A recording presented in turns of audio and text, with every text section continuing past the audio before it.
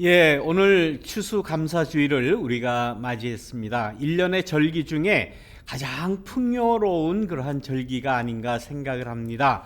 모든 가족들이 다 모이게 되죠. 일가 친척들도 함께 다 모여서 추수감사 공동 식사를 아마 다들 하실 텐데, 이때의 식사가 저는 1년 중에 제일 좋습니다.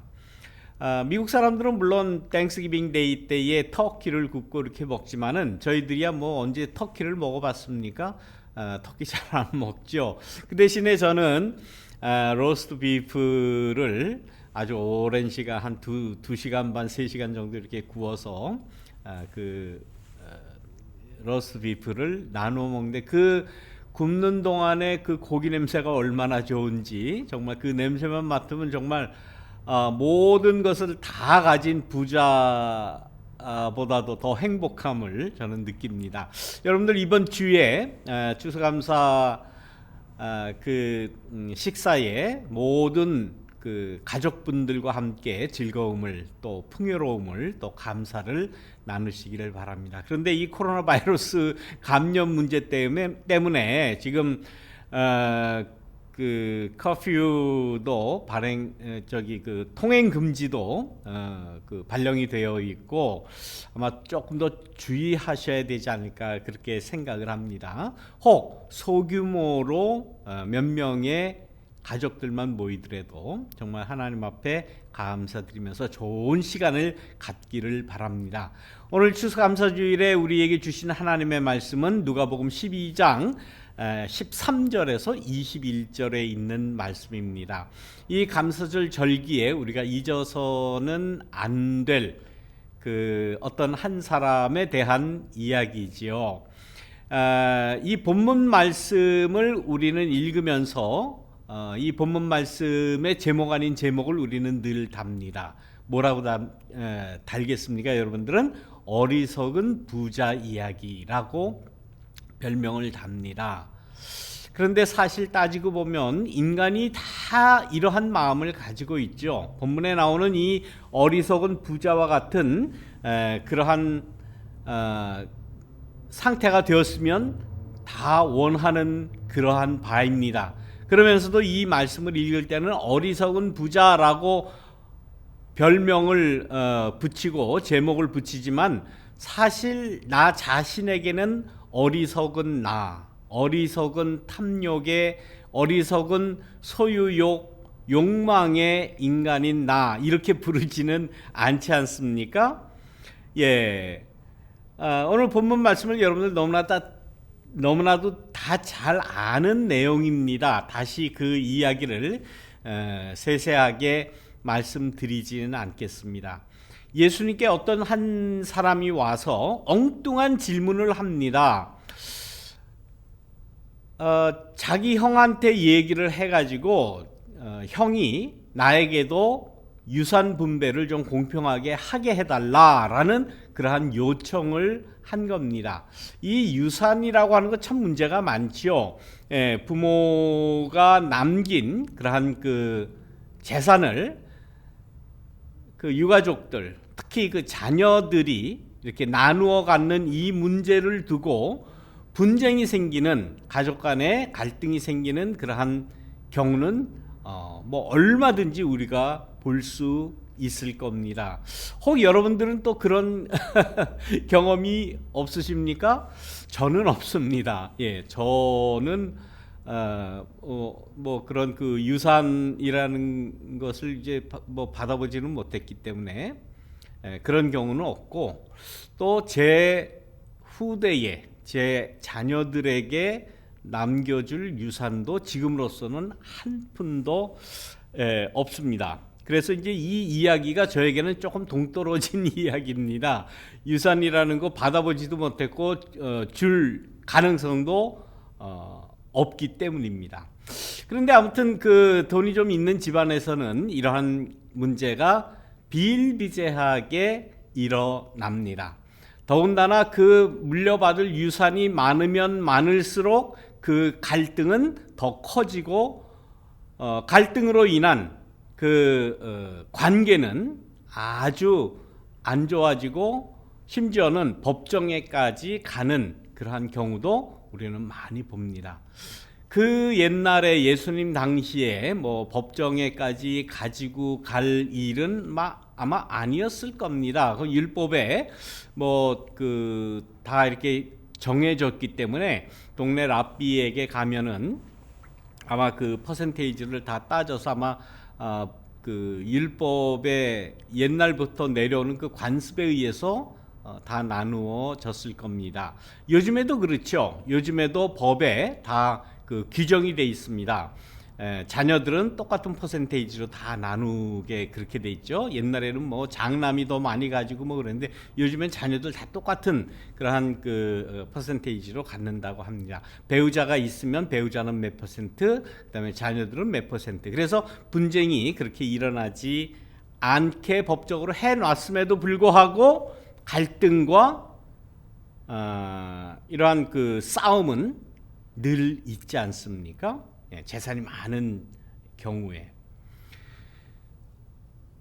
정의로움을 나타내기 위해서 재산 분배를 공평하게 정의롭게 하기 위해서 그러한 법들이 있습니다.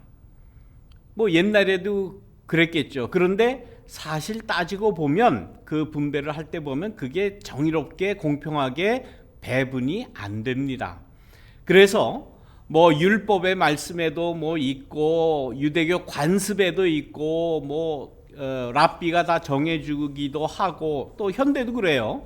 법에 뭐 다 똑같은 퍼센테이지로 이렇게 나눠주고 다 이렇게 다 규정이 돼 있습니다만은 그럼에도 불구하고 유산 분쟁이 생기는 것은 얼마든지 생겨날 수 있다. 이것을 정의롭게 해결한다고 하는 것은 얼마나 어떻게 보면은 공평하고 정의로운 일이겠습니까? 그런데 이 일을 부탁받은 예수님은 단호하게 거부를 합니다. 예, 내가 왜 너희들의 그 유산을 나누는 자가 되겠느냐라고 하면서 그 유산 분배에 대한 정의로움을 조금 그 베풀어 주십시오라고 할 때에 그것을 단호하게 거부를 하십니다. 그만큼 인간은 조금이라도 더 가지려고 하고 더 많이 가지려고 하고 어떤 물질에 대한 탐욕은 한도 끝도 없는 것이 우리 인간입니다. 그래서 사도 바울은 골로새서 3장 5절 말씀에서 그렇게 이야기합니다. 죄가 틈을 타서 우리 속에 온갖 탐욕을 일으킨다. 그러니까 조금이라도 더 가지려고 하는 그러한 마음이, 더 많이 내가 사유하려고 하는, 내가 혼자 가지려고 하는 그러한 마음이 죄의 근원이다라고 이야기를 합니다. 인간이 가지고 있는 이 탐욕의 특징이 뭐겠습니까? 첫 번째는 더 많이입니다. 너보다 더 많이, 동생보다 내가 더 많이, 아니면 형보다 더 많이, 다른 사람보다 내가 더 많이 갖겠다라고 하는 그런 특징을 가지고 있고, 두 번째 이 탐욕의 특징은 탐욕이 한번 일어나게 되면 이웃의 배고픔이나 이웃의 고통이나 다른 사람들은 눈에 보이지 않는다는 그러한 특징을 가지고 있습니다. 그야말로 아나무인이 되는 거죠. 누구도 보이지를 않습니다. 오늘 본문에 나오는 그 말씀은 이러한 그 유산 분배에 대해서 거부를 하신 다음에 예수님께서 한 이야기를 들려주시죠. 어떤 사람이 땅이 많았습니다. 부자입니다. 땅이 많고 소출이 많다 보니까 그 추수절기에 그 논밭을 바라보며 자기 소유의 땅을 거느려 보면서 얼마나 풍요함을 느꼈겠습니까? 아마 그 사람이 신앙인이었다면, 요즘 교회 다니는 그러한 사람이었다면 정말 넓은 들에 익은 곡식 찬송을 부를 겁니다. 하나님 추수 감사 절기에 정말 하나님 이렇게 풍요하게 내려주시니 감사합니다. 감사를 드렸을 거고 감사 찬송을 불렀을 거예요. 우리도 지금 그렇지 않습니까? 우리도 지금 추수감사주의를 맞이해서 비록 올해는 뭐 코로나 바이러스로 뭐 이루 말할 수 없는 그러한 그 고통 가운데 어려운 가운데 우리가 처했지만은, 그러나 우리가 추수감사주일 때 늘 우리의 그 신앙 안에는 풍요에 대한 감사, 잘 먹고 잘 살았음에 대한 감사, 건강함에 대한 감사, 이러한 감사를 하나님 앞에 드리지 않습니까? 그러면서도 조금 더 있었으면 하는 그런 마음이 있죠. 조금 더 많이, 하나라도 더 많이라는 그러한 생각을 우리가 다 할 겁니다. 우리가 이 추수감사절기에, 추수감사절에 나와 같이 이 소유를 누리지 못하는 사람에 대한 그러한 조그마한 나눔 실천이 우리에게 있었습니까?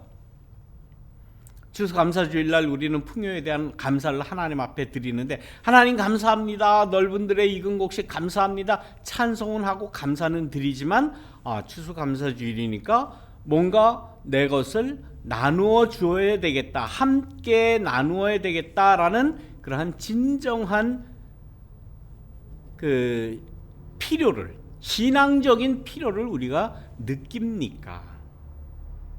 여기에 대해서는 우리가 그렇습니다 라고 이렇게 자랑스럽게 내놓기가 아마 그렇게 쉽지 않으리라 생각을 합니다. 여러분들 잘 아시는 그 한국의 시인 가운데 이제 김지하라는 시인이 있었죠. 그 김지하라는 시인이 밥이라는 그러한 시를 줬죠. 밥. 그 첫 문구가 어떻게 됩니까? 밥은 하늘입니다. 하늘을 혼자 가지지 못하듯 밥은 나누어 먹는 것입니다. 그런 시기를 쭉 이어가면서 처음과 맨 나중에도 그렇게 시를 노래하고 있죠. 밥은 하늘입니다. 나누어 먹어야 진정한 밥의 의미를 알 수 있다라는 그러한 진지한 그러한 시를 여러분도 아마 다 아실 겁니다. 우리 한국말로 그 밥을 뭐라고 그럽니까? 밥을 조금 더 존칭으로 이야기하는 것을 뭐라고 이야기합니까? 진지라고 하는 거죠. 진지.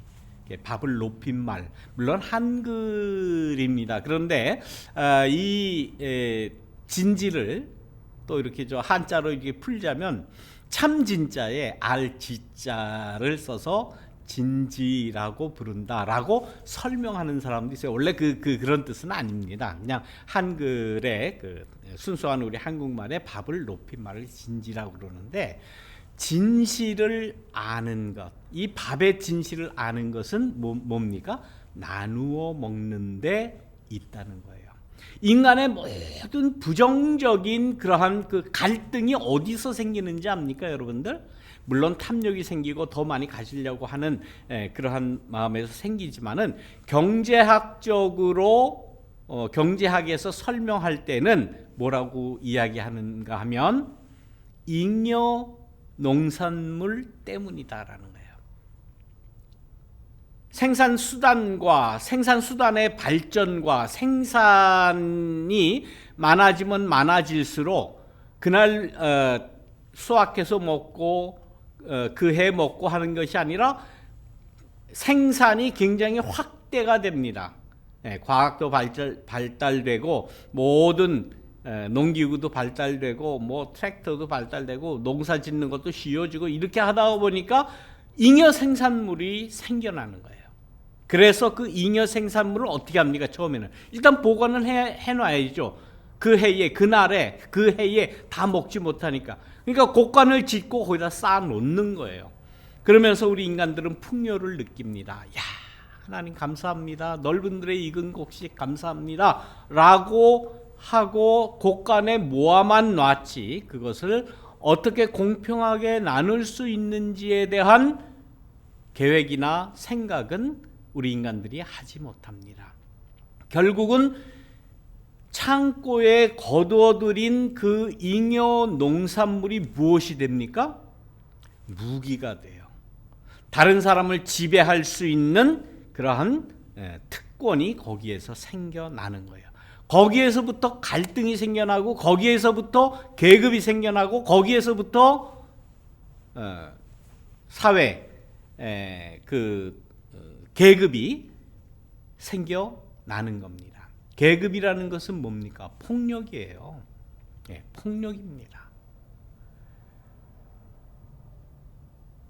입을 채우기 위해서 먹을 것을 먹기 위해서 가서 구걸을 해야 되고, 그 사람이 시키는 일을 해야 되고, 그 사람이 시키는 명령에 따라야 되고, 싫지만은 해야 되고, 싫지만은 어떻게 보면 자기 운명도 거기에다가 맡겨야 겨우 먹을 수 있기 때문입니다. 이 추수가 잘 되어서 작황이 많이 생겨나서 창고에 거두어 들이는 이러한 일에는 인간들이 반드시 생각해야 할, 반드시 추구해야 할 어떤 다른 가치가 있는데, 그것을 인간들은 생각을 하지 않고 많으니 좋으네, 창고에 쌓아 넣어둘 정도로 많이 수확이 됐으니 좋으네 라고 그 풍요만 즐길 뿐입니다. 즐긴 것을 떠나서 더 거기에서 다른 사람을 조종할 수 있는, 다른 사람에게 힘을 자랑할 수 있는, 더 나아가서 다른 사람을 짓누를 수 있는 그러한 폭력이 거기에서부터 생겨나는 것을 우리 인간들은 애써 부인하려고 합니다. 애써 그런 생각 안 해요. 전혀 하지 않습니다. 우리 신자들의 맹점이 그런 데 있다고 봐요. 하나님 앞에 감사하는 것, 하나님 앞에 찬양을 드리는 것, 추수감사절 드리고 추수감사 예물 드리고 추수감사 헌금하고 하는 것 다 좋아요. 그러나 내가 쌓아둔 이 잉여 생산에 대한 내 책임에 대해서는 전혀 생각을 하지 않습니다. 여기에는 많은 문제가 이미 있는데도 불구하고 애써 외면하려고 하죠. 그렇게 많은 것을 가진 사람에게 탐욕의 아까 특징이 뭐라고 그랬습니까? 이웃을 생각하지 않는다고 그랬죠. 이웃이나 다른 사람이 있다는 사실이나 혹은 먹지 못하는 사람이 있다는 것도 전혀 생각을 하지 않고 애써 외면하고 얼굴을 돌립니다. 부자들의 얼굴을 한번 보시기를 바랍니다. 탐욕에 젖은 사람들의 얼굴을 한번 보시기 바랍니다. 그렇게 선하고 풍요로운 모습을 발견하기보다는 참 저 사람 돈독이 올랐네 라고 우리가 생각해요. 물론 뭐 생긴 거 가지고 지금 그러는 게 아니에요. 그 사람의 그런 삶의 행태를 지금, 그 부자들의 삶의 행태를 지금 얘기하는 겁니다. 돈독이 올랐다라고 우리는 소위 그렇게 이야기를 하죠. 돈독이 올랐다라고 하는 그 모습은 뭡니까? 죽음의 징조예요. 돈독이 올랐다. 독이 올라서 사람이 독이 이렇게 차오르면 죽지 살겠습니까? 곁에 아무도 없습니다. 돈 때문에 옆에 있고, 돈 때문에 자기에게 아부하고, 돈 때문에 자기에게 구걸하고 달라고 그러고 당신 잘났습니다, 훌륭합니다, 칭송하고 그러지 진정한 이웃이 없어요. 나아가서 하나님도 그 사람하고, 그러한 사람하고는 같이 하지 않습니다. 그러니까 예수님이 이야기한 이 그 비유와 같은 이 말씀에서 이 어리석은 부자는 누구에게 이야기합니까? 친구에게? 아니, 친구 없어요. 이웃에게? 이웃도 없어요. 아니, 가족들에게, 자녀들에게 없어요. 아무도 없어요. 아무도 이야기할 사람이 없으니까 뭐 누구한테 얘기합니까? 자기 영혼에게 지금 이야기하는 거 아니에요. 내 영혼에 대해서 내가 이야기하리라, 내가 독백하리라, 나는 이 세상에 나 유아독존 홀로 나 잘났으니까 내 영혼에게 이야기를 하자. 내 영혼아, 여러 해 동안 쓸 많은 물건을 쌓아두었으니 너는 마음 놓고 마시고 즐겨라. 우리 모두가 다 바라는 바 아닙니까? 회개를 하면서 자기에게 있는 자기의 그 영혼이라는 게 뭐예요? 영혼이라는 것이 뭡니까? 도대체가 그냥 눈 감고 기도하면 그게 영혼이에요? 나 예수님 믿고 교회 다니고 뭐 그렇다 그러면 그게 영혼의 대화입니까? 진정으로 하나님과 대화할 수 있는, 하나님과 교감할 수 있는, 교통할 수 있는 내밀한 나의 인간의 그 내적인 그러한 의식 아니겠어요? 이거는 하나님뿐만 아니라 우리 이웃에게도 역시 마찬가지입니다. 내가 이웃과 함께 정말 진실을 이야기하고 진리를 이야기하고 삶을 이야기하고 서로 왕래하면서 교통하면서 교제하면서 내밀히 공감할 수 있는 내적인 어떤 의식이잖아요. 그거를 영혼이라고 그래요. 종교적인 단어로. 지금 이 사람은 그게 없어요. 가족도 없어요. 이웃도 없어요. 하나님도 없어요. 그래서 기껏 이야기한다는 게 자기 영혼에게 이야기한다. 자기가 자기에게 그야말로 독백하는 거죠. 이거는 대화가 아니죠. 자기 의식, 자기 확신, 자만, 자기 그 유아 독전적인 그러한 상태지 이건 대화라고 이야기하지 않습니다. 기껏 이야기한다는 게 야, 돈 많다. 야, 가진 거 많다. 아무 걱정하지 마. 실컷 먹고 실컷 마시고 실컷 쓰고 뭔 걱정할 게 있어. 지금 이야기했다는 게 바로 그거예요. 근데 이 부자의 말에서 뭐라고 합니까? 너는 마음 놓고 그렇게 이야기를 해요. 걱정하지 말고 마음 놓고 먹고 마시고 즐겨라 이렇게 이야기합니다. 여기에서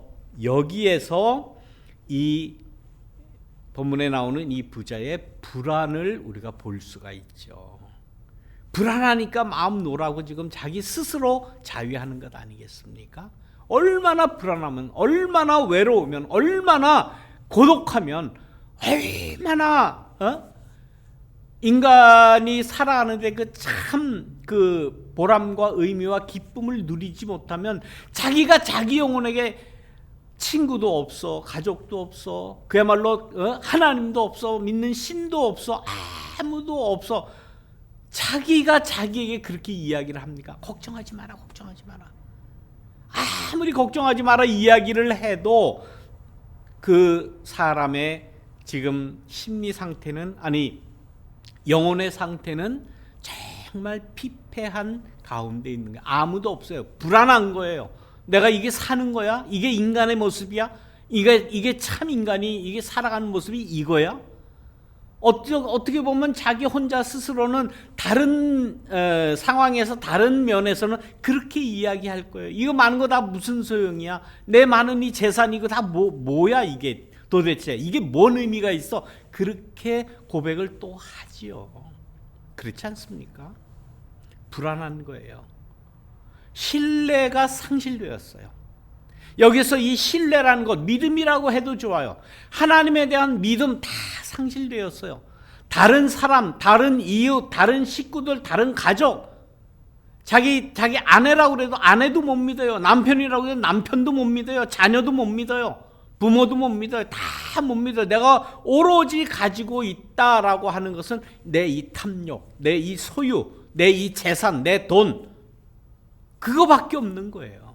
그거밖에 없을 때는 인간은 한없이 불안한데 그 불안을 해소할 수 있는 길은 없다. 우리 인간으로서는 없다.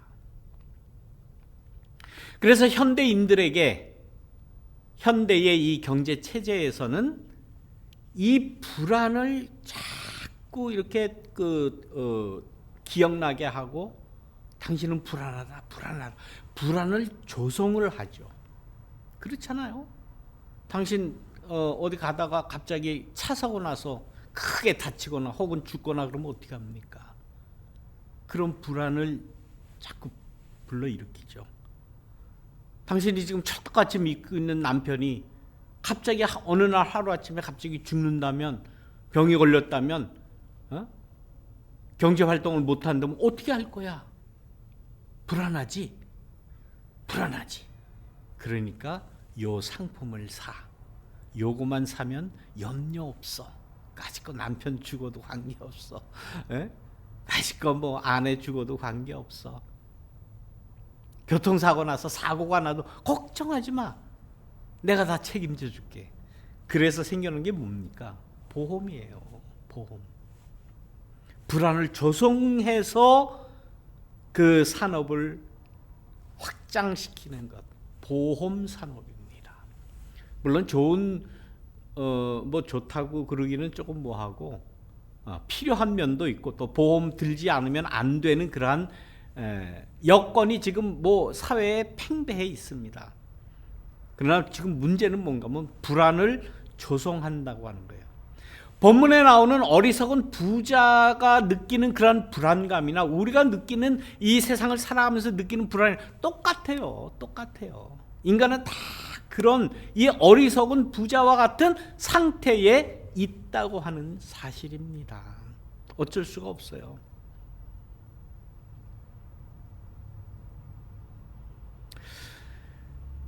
오늘 본문에 나오는 이 어리석은 부자의 최고의 인생의 목적은 그거였을 겁니다. 먹고 마시고 즐기는 것. 먹고 마시고 즐기는 것. 등 따숩고 배부른 것. 우리 우리 조선민주주의 인민공화국의 그 수령님이 옛날에 뭐라고 그랬습니까? 모든 인민으로 하여금 니팝에 고깃국 먹게 해주는 그런 나라를 세우겠다. 근데 아직 그 니팝에 고깃국 못 먹는 것 같아요. 그렇다고 뭐 남쪽에 우리 남한 대한민국에서는 뭐 그 모든 사람들이 다 니팝에 고깃국 먹습니까? 그렇지 않잖아요. 얼마나 갈등이 많아요. 결국은 사람이라고 하는 것은 많이 먹느냐 적게 먹느냐가 문제가 아니라 내가 살아가면서 삶의 보람을 느끼느냐, 삶의 의미를 찾느냐, 그걸 찾지 못하느냐에 있는 거예요. 사람은 니팝에 고깃국만 먹었다고 행복한 것이 아니라 삶의 의미를 느끼는 것이 아니라 내 삶이 보람이 있다, 내 삶이 의미가 있다라고 스스로 느낄 때에 참 삶을 살 수 있는 것 아닙니까? 신앙도 역시 마찬가지입니다. 사람은 보람을 먹을 수 있어야 돼요. 의미를 먹고 사는 거예요. 보람과 의미는 어디에서 찾을 수가 있습니까? 관계에서 찾을 수가 있는 거예요. 나와 하나님과의 관계에서 의미를 깨달을 때 돈이 있든지 없든지 니팝에 고깃국을 먹든지 아니면 뭐 밀가루 빵을 먹든지 그건 관계가 없어요. 그거는 상대적인 것으로 제 1차적인 목적이 아니라 그건 상대적으로 밀려날 수밖에 없다고 하는 사실입니다.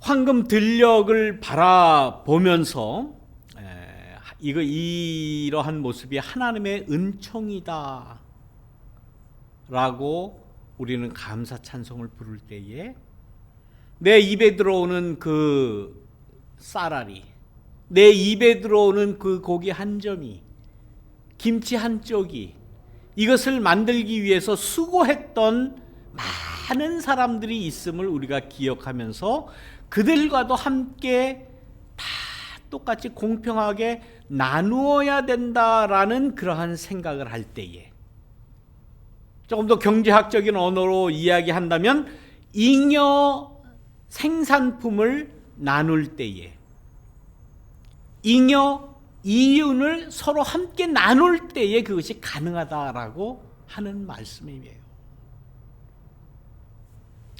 우리가 사는 이 자본주의 경제에서는 이윤을 누가 차지하느냐가 부자가 되느냐 마느냐 이야기지 않습니까? 예. 이자가 많이 늘어나서 내가 뭐 많은 이득을 봤다. 뭐 스탁을 했는데 뭐 많이 올라서 뭐 많이 벌었다. 그것이 중요한 것이 아니라 이제는 복잡해져가는 4차 산업혁명이 일어나는 지금 이 시점에서 모든 면에서, 산업의 모든 면에서, 금융의 모든 면에서 잉여 혹은 이윤, 이것을 함께 나누어야 된다는 그러한 생각을 우리가 가져야 돼요. 이거는 단순하게 뭐 농사져서 뭐 쌀을 뭐 몇 가마를 수확하고 그런 문제가 아닙니다.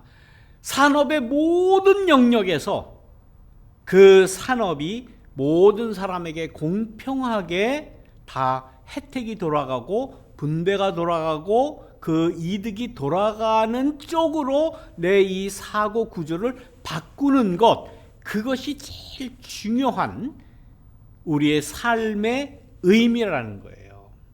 이런 거 생각 안 하고 하나님 감사합니다. 하나님 넓은들의 읽은 곡식 추수감사를 해서 너무 감사합니다. Thank you God.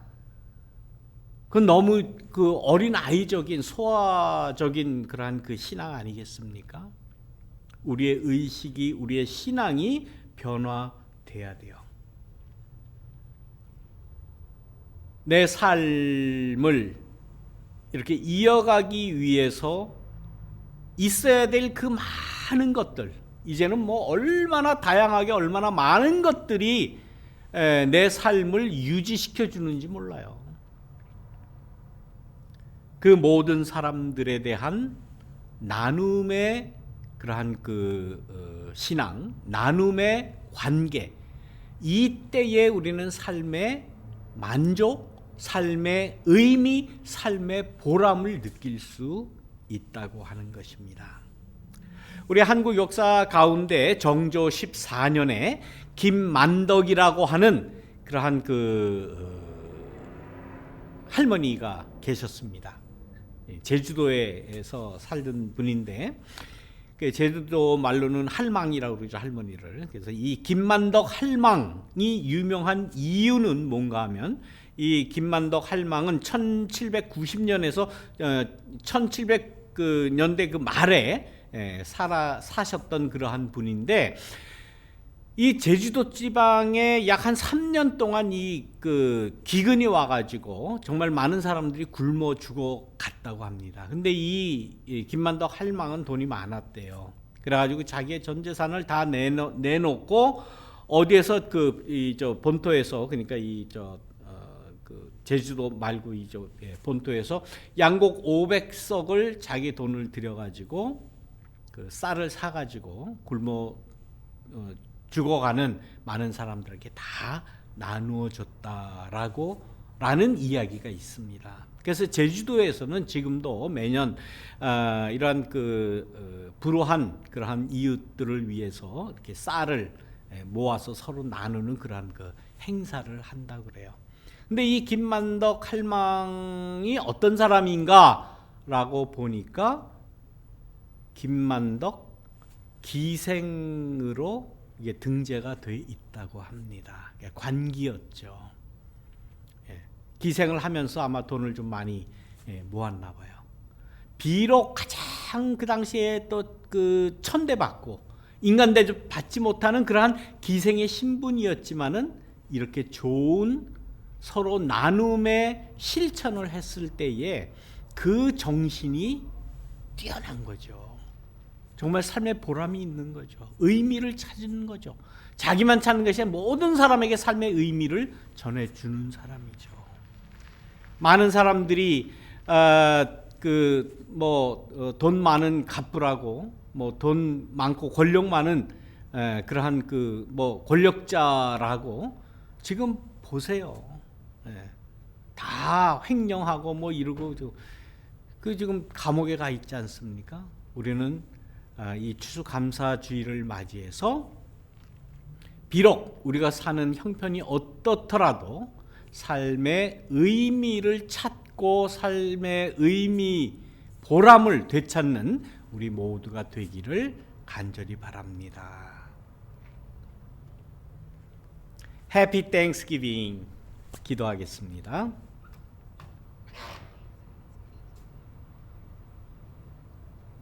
사랑과 은혜가 많으신 하나님, 우리를 먹여주시고 일용할 양식을 주심에 감사합니다. 추수감사의 이 귀한 의미를 우리가 잘 되새겨 관계 맺고 서로 나누고 사랑하는 저희들 될 수 있도록 인도하여 주옵소서. 예수님의 이름으로 기도드리옵나이다. 아멘.